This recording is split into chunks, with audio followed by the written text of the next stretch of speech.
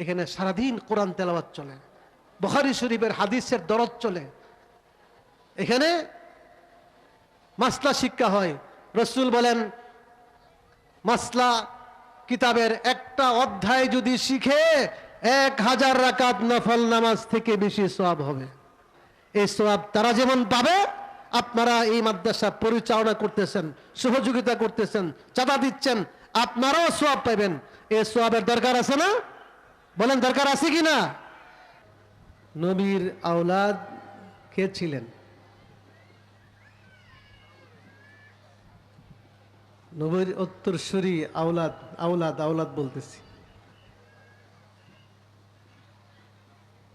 নবী দুনিয়া থেকে বিদায় নেওয়ার সময় ছেলে মেয়েদের মধ্যে সবাই মারা গেছেন, একজন বেঁচে ছিলেন। বলেন তো নামটা কি? ইসলাম সম্পর্কে আমাদের কিছু জ্ঞান অর্জন করতে হবে। আল্লাহ নবীর 4 মেয়ে 3 ছেলে ছিল। মেয়ে কয়জন?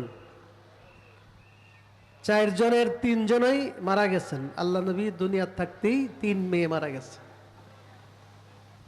বড় মেয়ে জৈনব, দ্বিতীয় মেয়ে উম্মে কুলসুম, তৃতীয় মেয়ে রুকাইয়া, চতুর্থ মেয়ের নামটা আপনারা বলেন। এখন ঠিক আছে, বলেন নামটা জোরে বলেন। জৈনবের বিবাহ হয়েছে, উম্মে কুলসুমের বিবাহ হয়েছে, রুকাইয়ার বিবাহ হয়েছে। জৈনব রাদিয়াল্লাহু আনহার বিবাহ হয়েছিল আস ইবনে আবুল আস নামী এক ব্যক্তি, কাফেরের সাথে ইসলামের পূর্বে বিবাহ হয়েছিল। পরে নবুয়ত প্রাপ্তির পরে বিবাহ বিচ্ছেদ হয়ে গেছে, কারণ স্বামী হলো কাফের আর আল্লাহ নবীর মেয়ে জাইনাব হলেন মুসলমান। পরে আবার যখন ওই আগের স্বামী মুসলমান হয়ে গেলেন, ইসলাম গ্রহণ করলেন, আবার তার কাছে নতুনভাবে আল্লাহ নবী তার মেয়ে জৈনবকে বিবাহ দিয়েছেন। সুবহানাল্লাহ। উম্মে কুলসুমের স্বামী আপনারা জানেন, বলতে পারবেন কি? হযরতে উসমান রাদিয়াল্লাহু তাআলা আনহু। তিনি মারা যাওয়ার পরে ওনার তৃতীয় মেয়ে রুকাইয়াকে আবার বিবাহ দিচ্ছেন কার কাছে? তৃতীয় জন মারা গেছেন। চতুর্থ জন ফাতেমার স্বামীর নাম জানেন তো? এগুলি জানা দরকার।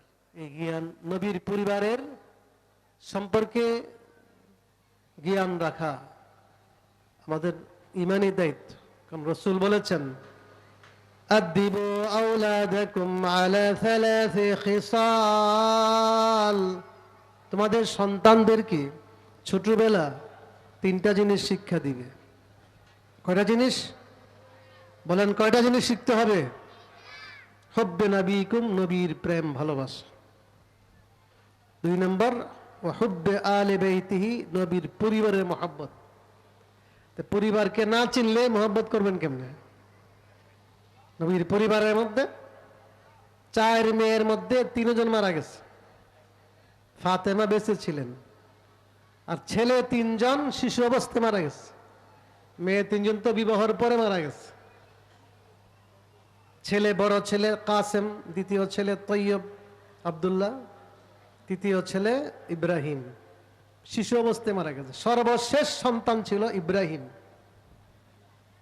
ইব্রাহিম যখন জন্ম লাভ করেন তখন আল্লাহ নবীর বয়স 61 বছর। কথা বুঝেন নাই?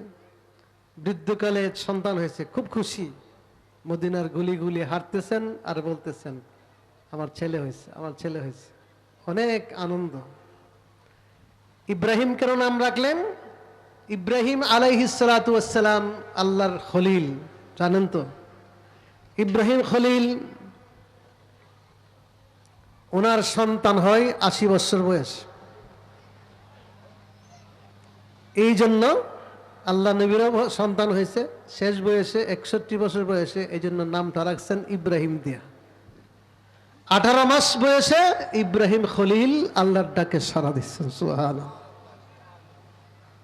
একজন মানুষ যার 7 জন সন্তান, ছেলে মেয়ের মধ্যে 6 জনই মারা গেছেন, নিজের জীবদ্দশায়, এর দৃষ্টান্ত আছে? সব মারা গেছে, একজন বেঁচে ছিলেন। যাই হোক, যিনি বেঁচে ছিলেন আল্লাহ নবীর ওফাতের সময়, ওনার নাম কি? আল্লাহ নবীর ইন্তেকালের পরে ওয়ারিস হওয়ার কথা কে? ফাতেমা, কিন্তু হয় নাই। এই কথার আগে এতগুলি কথা বলে আসছি কি জন্য? ওয়াজ তো অনেক শুনছেন, শুনবেন, এগুলি হলো ইতিহাস, আমাদের জানা দরকার। ফাতেমা মিরাজ পান নাই।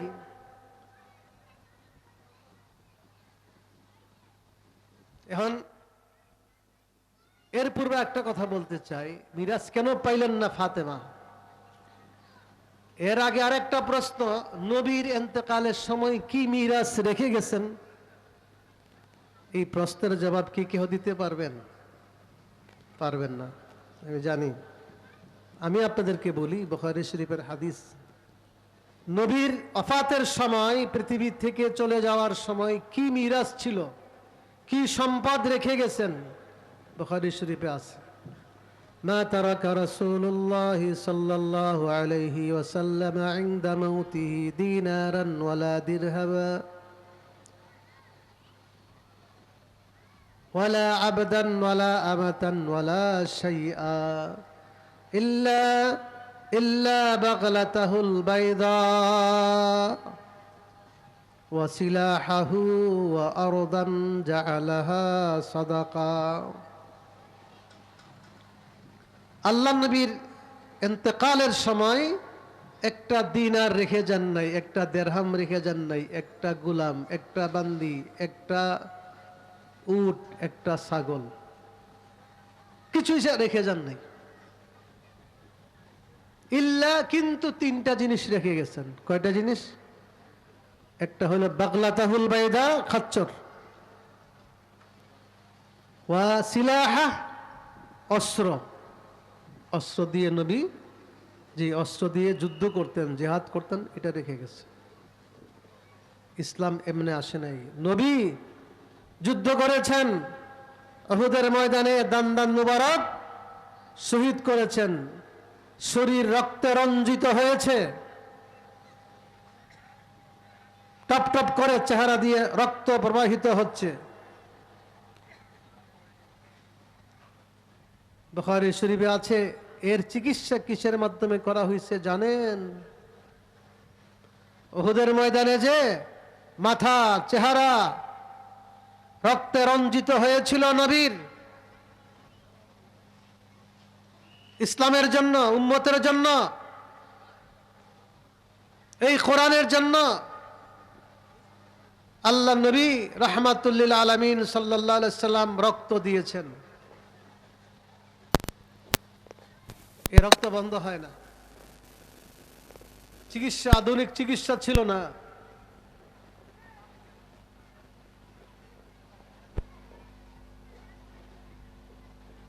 বুখারী হাদিস, ফাতেমা রাদিয়াল্লাহু তাআলা আনহা তাগসিলুদ দাম আন ওয়াজহিহি, আল্লাহ নবীর চেহারা থেকে রক্ত ধৌত করতেছিলেন।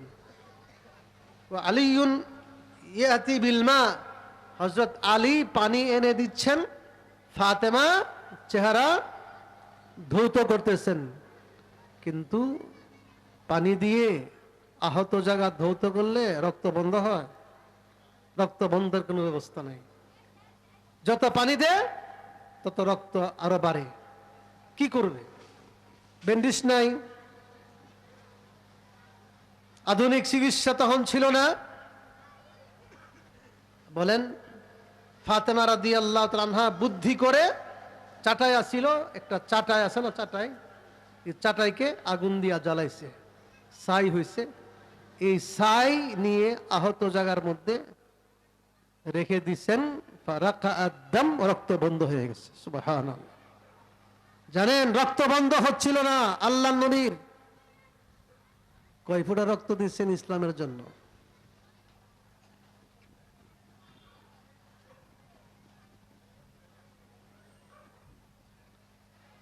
ওই যে বললেন অস্ত্র, অস্ত্র দিয়ে নবী যুদ্ধ করছেন, এই অস্ত্র ছিল। আপন চাচা হামজা উহুদের ময়দানে শহীদ হয়েছেন। করুণ অবস্থা। সুফিয়ান ইবনে হারব, সুফিয়ান, আবু সুফিয়ান ইবনে হারব ছিল কাফেরদের সেনাপতি। সাথে নিয়ে আসছে বিবি হিন্দ বিনতে উতবা। উহুদের যুদ্ধে কাফেররা মেয়েদেরকে সাথে আনছেন যাতে পিছপা না হয়। মেয়েদের সামনে, বিবিদের সামনে পলায়ন করলে লজ্জা না, এই জন্য কাফেররা মেয়েদেরকে নিয়ে আসছেন, বিবিদেরকে নিয়ে আসছেন। এই আবু সুফিয়ানের বিবি হিন্দ বিনতে উতবা সাথে নিয়ে আসছে। যখন হামজাকে শহীদ করা হইল, হিন্দ বিনতে উতবা হামজার বুকটা কেটে ফেলছে, কলিজা বের করছে, চাবাইয়া ফেলছে। কলিজাকে চাবাইয়া চাবাইয়া ফেলে দিছে। নাক কান কেটে বিশ্রী অবস্থায় করে ফেলছে। আল্লাহ নবী এই দৃশ্য দেখে আর কান্না মানাইতে পারেন নাই। চাচার এই করুণ অবস্থা, উহুদের ময়দানে কানতে কানতে কানতে কানতে কানতে কানতে অস্ত্র দিয়ে চেহারা মুবারক, দাড়ি মুবারক ভিজে যায়। তখন আল্লাহ তাআলা জিব্রাইলকে পাঠিয়ে দিলেন, হাবিব কানবেন না, আপনার চাচার নাম আরশের মধ্যে সৈয়দুস শুহাদা লিখে দেওয়া হয়েছে, সমস্ত শহীদদের সর্দার। নিজে রক্ত দিলেন, চাচা জীবন দিলেন। সুমাইয়া এক নারী এই ইসলামের জন্য শহীদ হইলেন। জানেন আপনারা ইসলামের জন্য সর্বপ্রথম শহীদ হয়েছেন কে? একজন মেয়ে। একজন মেয়ে সর্বপ্রথম শাহাদত বরণ করেছেন, একজন নারী। শুনেন কুতুবখালী যাত্রাবাড়ির মা বোনেরা, ইসলামের জন্য কি করছেন? এক ফোঁটা রক্ত দিচ্ছেন, 100 টাকা দিচ্ছেন মাদ্রাসার জন্য, কানের গয়না দিচ্ছেন। আল্লাহ নবী তো একদিন ঈদের দিন বয়ান করছেন, তখন মহিলারাও আসতো, তো মহিলারা আলাদা বসতো। তখন তো মাইক ছিল না, তো পুরুষের সামনে খুতবা দিলেন, বয়ান করলেন, মেয়েরা তো শুনতে পারে নাই। হযরত বেলালকে নিয়ে মেয়েদের কাছে গেছেন, যায়া বলেন তাসাদ্দাকনা ওয়ালাউ মিন হুলিকুন্না, বুখারী হাদিস। এ মেয়েরা তোমরা সদকা করো, দান করো, টাকা না থাকলে অলংকার দিয়ে হইলেও তোমরা দান করো।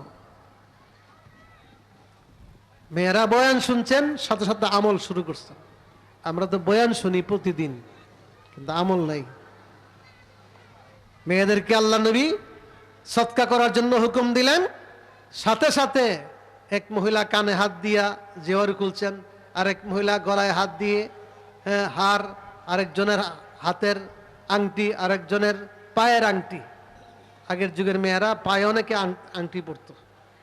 এই সবগুলো দিছে, আর বেলাল কাপড় বিছাই দিয়েছেন। দাও দিহি দাও, ফেদা কুন্না আবি উম্মি, আমার মা বাপ তোমাদের জন্য কোরবান, দিতে থাকো। দিতে দিতে হযরত বেলালের কাপড়ের গাঁটটি ভরে গেছে, সুবহানাল্লাহ, অলংকার দিয়ে ভরে গেছে। আমাদের মা বোনেরা তো অলংকারও দেয় নাই, টাকাও দেয় না, রক্তও দেয় নাই। ইসলামের জন্য যুগে যুগে রক্ত দিতে হয়, ঠিক না ভাই? ঠিক, দান করতে হয়। হযরত সুমাইয়া জীবন দিয়ে গেছেন। হযরত সুমাইয়ার স্বামীর নাম ইয়াসের, ছেলের নাম আম্মার। 3 জন দুর্বল ছিলেন মক্কাতে। ইসলামের প্রথম যুগে 3 জনকে আবু জেহেল তার সঙ্গী সাথী নির্যাতন করতেছিল। মুসলমানদের সংখ্যা ছিল কম, সাহায্য করার শক্তি ছিল না। আল্লাহ নবীর সামনে দিয়ে চলে যাচ্ছেন, আর তাদেরকে নির্যাতন করা হচ্ছে। নবী সাহায্য করতে না পেরে একটা কথা বলে গেছেন, সাবরান আলা ইয়াসির ফা ইন্না মাউইদাকুমুল জান্নাহ। হে ইয়াসির পরিবার, ধৈর্য ধারণ করো, তোমাদেরকে জান্নাতের ওয়াদা দেওয়া হলো, জান্নাতে তোমাদের সঙ্গে সাক্ষাৎ হবে। হযরত বেলাল হযরত সুমাইয়া উপর আবু জাহেল তলপেটে বর্ষা নিক্ষেপ করলে তিনি শাহাদত বরণ করেন। এর মাধ্যমে ইসলামের প্রথম শহীদ হন একজন মহিলা। মনে রাখবো, ইসলামের প্রথম শহীদ কি? মহিলা। ইসলামের জন্য তো রক্ত দিচ্ছেন। 70 জন সাহাবী উহুদের ময়দানে শহীদ হয়েছেন। বলতেছিলাম আল্লাহ নবীর মিরাজ কি ছিল? ওই যে আসেন হাদিসটা। 1 নম্বর ছিল খাচ্চর, একটা। 2 নম্বর অস্ত্র, 3 নম্বর ছিল কিছু জমিন। কয়টা জিনিস ছিল? মন রাখেন, জিজ্ঞেস করেন নবীর মিরাজ কি ছিল, তারিকা, রেখে যাওয়া সম্পদ কি ছিল? দিনারও ছিল না, টাকাও ছিল না, দেরহামও ছিল না, উটও ছিল না, একটা ছাগলও ছিল না, একটা গুলামও ছিল না, একটা বান্দিও ছিল না। ছিল 3টা জিনিস। কয়টা জিনিস মন থাকবে? সাদা খাচ্চর, অস্ত্র এবং জমিন। আচ্ছা, এই সম্পদ বা মিরাজগুলো কাকে দিয়ে গেছেন? বুখারী হাদিস, জাআলাহা সাদাকা, সবগুলো আল্লাহর রাস্তা সদকা করে দিয়ে গেছেন। সুবহানাল্লাহ। বলে নাই যে আমার এই খাচ্চরটা আমার ফাতেমাকে দিও, হাসানকে দিও, হুসাইনকে দিও, আমার জমিনটা ফাতেমা মালিক হবে না। নাহনু মাশারুল আম্বিয়া লা নুরাস, আমরা নবীরা, নবীদের কোনো ওয়ারিস হবে না, নবীদের মিরাস বন্টন হবে না। আল্লাহ নবীর কোনো মিরাস যে রাখে গেছেন বন্টন হয় নাই, সবগুলো বাইতুল মালের জন্য ওয়াকফ হয়ে গেছে, সদকা হয়ে গেছে। শেষ নবীর সম্পদ নাই। ফাতেমা কিছু পান নাই। ফাতেমাকে একটা দিনার দিয়া যান নাই, একটা কিছু দিয়ে যান নাই। একটা খাদেমের জন্য গিয়েছিলেন একবার, বুখারী হাদিস। নিজে আটা কাই করে রুটি বানাইতেন, নিজে ঘর পরিষ্কার করতেন, নিজে মশক দিয়ে পানি উঠাইতেন। এগুলি হাত দ্বারা করতে করতে হাতে কর পড়ে গেছে, দাগ পড়ে গেছে। সাকাত মাজলা ইয়াদাইহা। হযরত আলী বলেন, ফাতেমা শুনেছি আল্লাহ রসুলের কাছে খাদেম আসছে, খাদেম, তুমি যাও, যা একটা খাদেম নিয়ে আসো, তোমাকে একটু সহযোগিতা করতে পারবে। যাবে না, তবে স্বামীর নির্দেশ ক্রমে গেছেন। যা দেখেন ফালাম তাজিদহু, বাবাকে পান নাই। আয়েশা রাদিয়াল্লাহু আনহার কাছে বলে আসছেন, আয়েশা উম্মুল মুমিনিন, আমি খাদেমের জন্য আসছিলাম, আব্বাজান আসলে আপনি খবরটা পৌঁছাই দিয়েন। আল্লাহ নবী আসার পরে দেখলেন ফাতেমা আসছিল। হ্যাঁ, কেন? খাদেমের জন্য। আল্লাহ নবী ঘরে বসেন নাই, সাথে সাথে ফাতেমার বাড়িতে চলে গেলেন। সৌকে বানি কাইনুকা ওনার বাড়ি। হযরত আলী বলেন, রাতের বেলা আমাদের ঘরে আল্লাহ নবী আসছেন, আমি খবর পেয়ে, টের পেয়ে আমরা দুজনে শুয়ে গেছি, শোয়ার থেকে উঠতে চাইছি, আল্লাহ নবী আমাদের ঘরে আসতেছেন। আয়েশা বলেন, আলা রিসলিকুমা ফাতেমা, আলী তোমরা যেভাবে শুয়ে আছো শুয়ে থাকো, বসো না, উঠো না। ফাজালাসা বাইনাহুমা, ফাতেমা এবং আলীর মাঝখানে আল্লাহ নবী বসেছেন। দৃশ্যটা একটু চিন্তা করেন। আলী এবং ফাতেমা শুয়ে আছেন, মাঝখানে কে বসলেন? রহমাতুল্লিল, বুখারীর হাদিস। হাত্তা ওয়াজাদতু বারদা কাদামাইহি, হযরত আলী বলেন, আমাদের মাঝখানে যে বসছে, আমার শরীরে আল্লাহ নবীর পা মুবারকের ঠান্ডা স্পর্শ করেছে, পায়ে আমার বুকে লাগছে, ঠান্ডা লাগছে। এবার আল্লাহ নবীর উপদেশ শুনেন, ফাতেমা, আলী খাদেমের জন্য গেছিলা, খাদেমের জন্য, এই জন্য আমি চলে আসছি। আলা আদুল্লুকুমা, আলা আদুল্লুকুমা আলা মা হুয়া খায়রুল লাকুমা মিন খাদিম। খাদিমের জন্য গেছিলে, খাদেম থেকে একটা উত্তম জিনিস দিতে চাই, নিবা? বলেন, খাদেম দিব না, খাদেম থেকে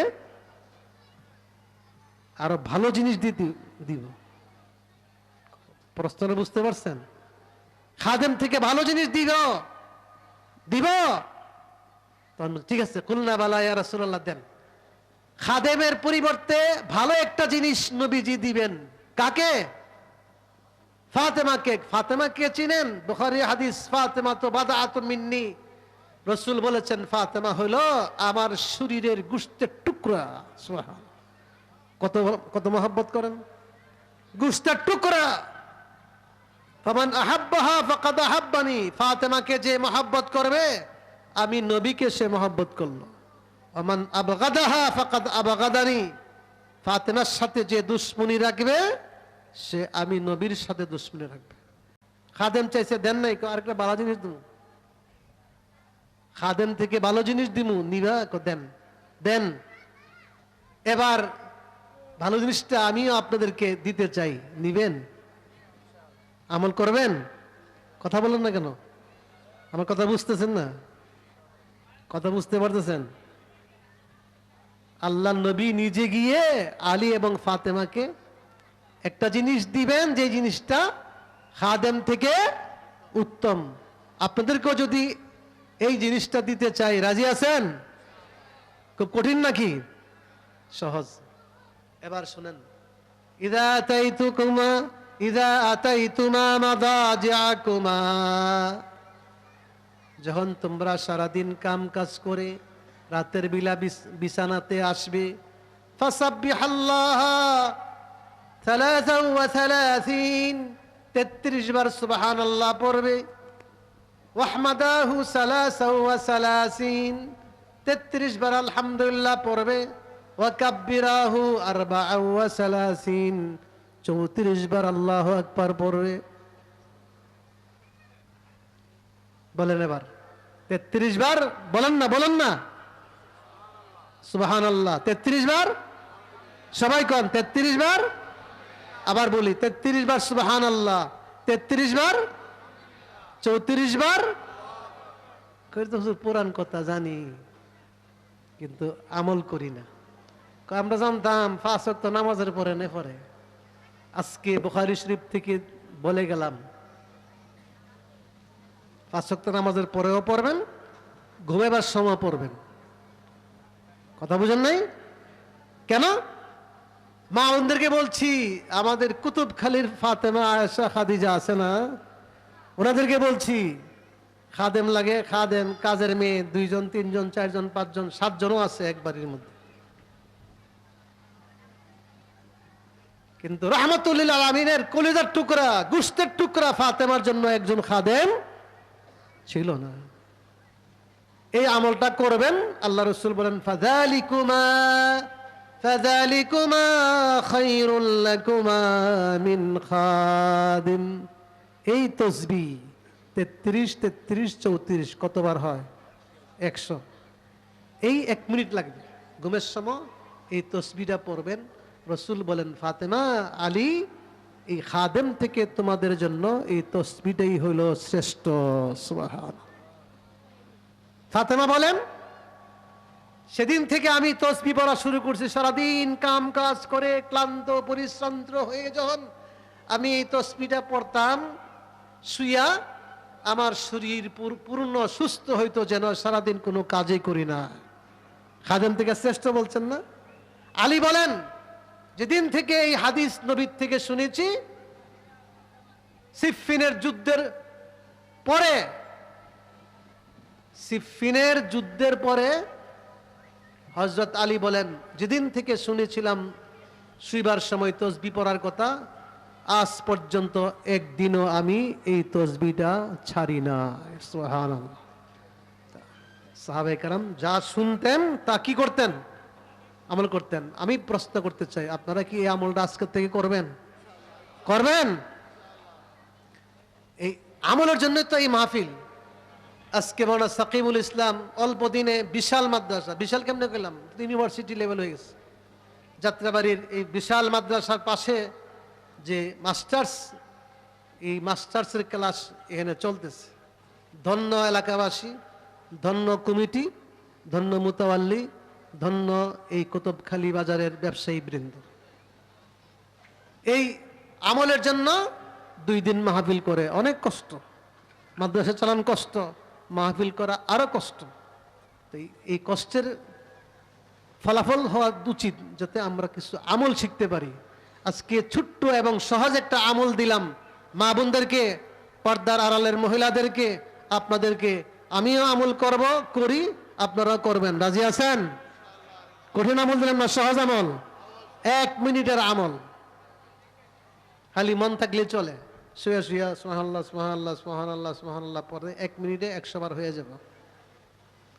যাই হোক, বলতেছিলাম ফাতেমা বলেছেন বাদাতুম মিন্নি, ফাতেমা হলো আমার গোশতের টুকরা। ফাতেমাকে যে ভালোবাসবে, আমি নবীকে ভালোবাসলো। ফাতেমার সাথে যে দুশ্মনী রাখলো, আমার সাথে দুশ্মনী রাখলো, সেই ফাতেমাকে কিচ্ছু দেয় নাই, একটা খাদেম দেয় নাই, একটা বকরির বাচ্চা দিয়ে দেয় না যে বাচ্চাটা আমার মেয়েটাকে দিও। কিন্তু কি দিচ্ছেন জানেন? দুনিয়ার কিছুই দেন নাই। আল্লাহ নবীর ইন্তেকালের কিছু পূর্বে নবীজি আসছেন, কানে কানে কি যে বলছেন, ফাবাকাত, বুখারীর হাদিস। ফাতেমা কাঁদতেছে, কানে কানে কথা, আর কেউ জানে না। কাঁদতেছ, আবার ডাকছেন, আবার কানে কানে কি বলছেন, ফাদাহিকাত, হাসি মারছেন। হযরত আয়েশা দেখতেছেন, জিজ্ঞাসা করলেন, ফাতেমা কেন কানলেন, কেন হাসলেন? না আব্বা আমাকে গোপন কথা বলছেন, বাবার রহস্য আমি কাউকে জানাবো না। কিছুদিন পরে আল্লাহ নবীর ইন্তেকাল। আয়েশা বলেন, এখন তো বলতে পারেন, বাবা তো নাই এখন। হ্যাঁ, এখন শুনেন। প্রথম যে কানে কানে কথা বলছেন যে ফাতেমা, এই যে অসুখ পড়েছি আমি, এটা হইল মরজ আফাত, এই অসুখের মধ্যেই আমার দুনিয়ার থেকে বিদায় হয়ে যাব। আর দুনিয়াতে আমি এই আল্লাহর নবী আমার বাবার ওয়াফাতের খবর আমাকে দিয়েছেন, এই জন্য আমি কেঁদেছিলাম। আবার ডেকে আয়না বলছেন, একটা সুসংবাদ দিয়েছেন, কি ইন্নাকি সাইয়্যিদাতু নিসাই আহলিল জান্নাহ, তবে তোমাকে সুসংবাদ দেই, তুমি জান্নাতে যত নারীরা যাবে, সমস্ত নারীদের জন্য, জান্নাতি নারীদের জন্য তুমি সর্দার হবে। সুবহানাল্লাহ। এই সুসংবাদ শুনে আমি হাসছি। ভাইয়েরা আমার, দুনিয়ার কিছু দেন নাই, খাদেম দেন নাই, দিনার দেন নাই, দেরহাম দেন নাই, কিন্তু জান্নাতের সর্দারি দান করছেন। সুবহানাল্লাহ।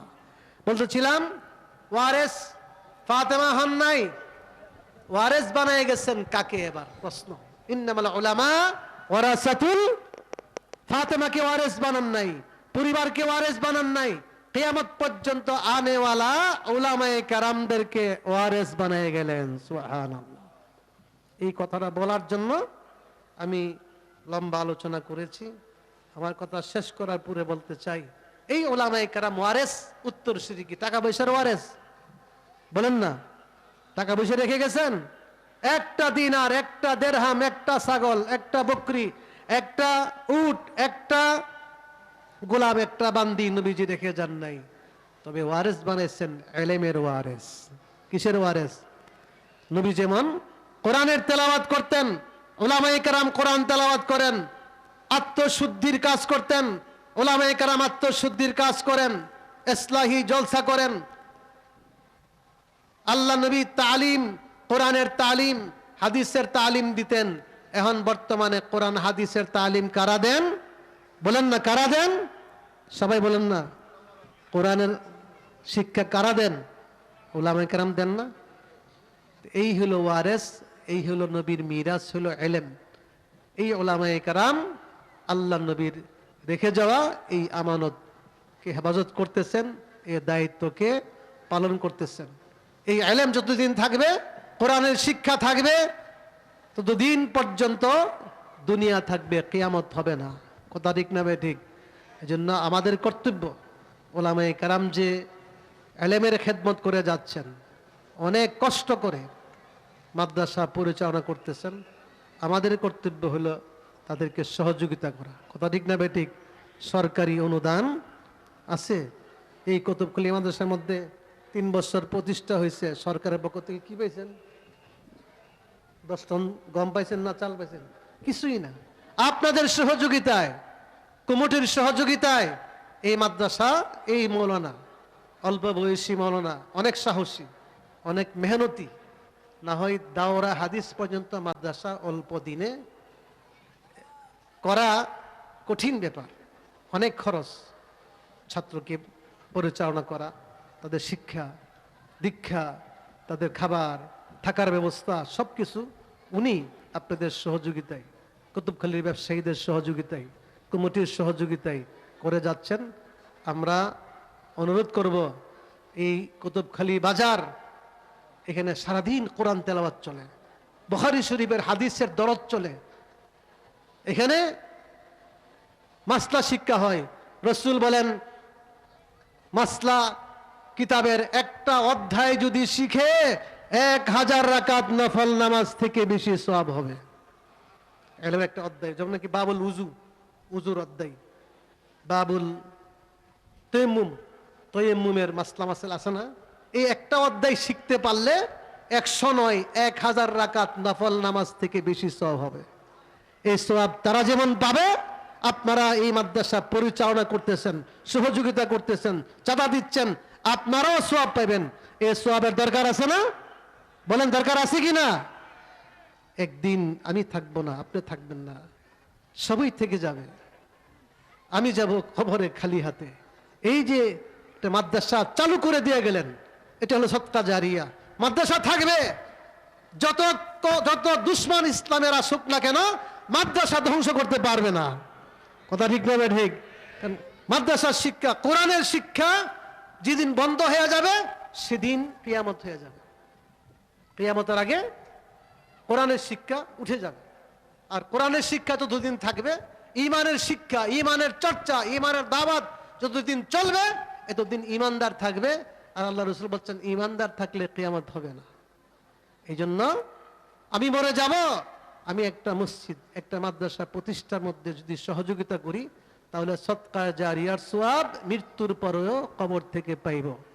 অতএব এই মাদ্রাসাটা কি আমাদের জন্য ক্ষতি না লাভ? আমি জানতে চাই, এই মাদ্রাসাটা হোক, আরো ডেভেলপ হোক। আপনারা চান কিনা? বলেন সবাই চান কিনা?